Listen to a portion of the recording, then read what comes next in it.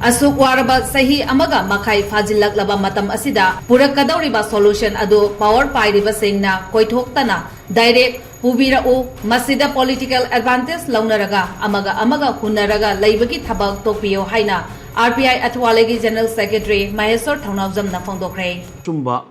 kaidogadabanu ko kai kari khongthang paikhatgadabanu haibase kari da soirami kari da sori bano haibase asengba chumba do haibana phagadra na khali maramdi kari ginu haiba matamda political gi aman ama hunba aman ama mu haiba aina pari ngai dana aina phai khanba aina pari wa thabak sidana aina chumme na haiba aina param ba matamda na kaim lalamde huzik tawribisna lan bani natraga aina huzik tawribisna chumbani nanga tawrami budun lan bani na dumaina ngangna leiraga prajada ngawhanba dumaina ngangna baduna kaidi effect lake haiba matamda prajada wariba chahi ama makhai sujalaktrobagi awaba manipurda chai theng phangi basigi mathaktuda praja mayam sida chamamna hanba kari tawsige kari tawraga tangdu leitana oigadabano kari tawraga solution phanggadabano haibagi nainaba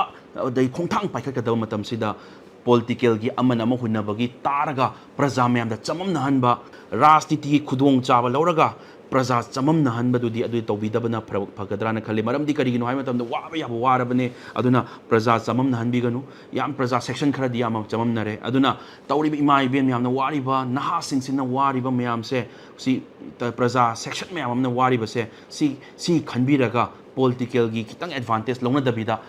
sidi rajniti gi party gi adu da leitabida ruling opposition leitabida amatto ina punjanaraga amutta imalibak se kannaba hotna siko imalibak se one stand lominaraga ultimatum lominaraga koi kannaba hotna siko kandaba yade ko imalibak kaiba yade ko haibagi wakhallon duda changjan bana hena phagadra khale maramdi leader am oirapa representative oirapa se mayamdana vote thadaraga mayamduna khalakpa mihut mayam se power pari base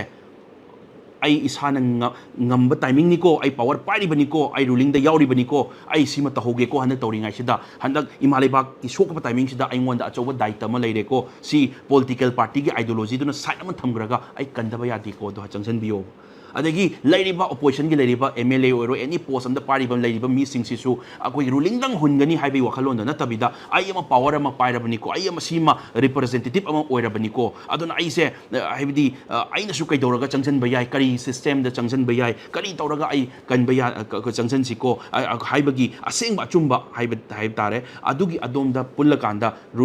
punjanaraga ama toiba ultimatum decision ama lominaraga changsan bana phagani loina wanaraba ngatani loina kaningba tani adu political party gi ideology gi boundary ma thamakanda adu tawba yadi haibaduna hojik adu tawruba mayamduna ne hojik soiraga ngasi akoi imaleba wari base kuki gi MLA tara manipur thugaina ba tawri basida tawriba mokoi tara se chahi ama makhai sujalaktrobani makoi haining ba hari tawni ba tawri makoi gi mathakta party na oiro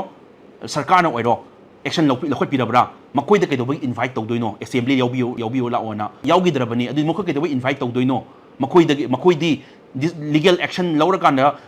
Dabani Article 164 Clause 2 gi matung ina the Council of Ministers are equally responsible to the Legislative Assembly of the state na laribani aduna minister am ngamaga chap manaribani Article 164 Clause 2 gi matung ina adu taragadi minister am koi gi minister koki gi MLA tara manung duda minister from party ba yauri bani ani yauri bani adu yauri basing do kai do bi huji bo lokthok tribunal minister from dagi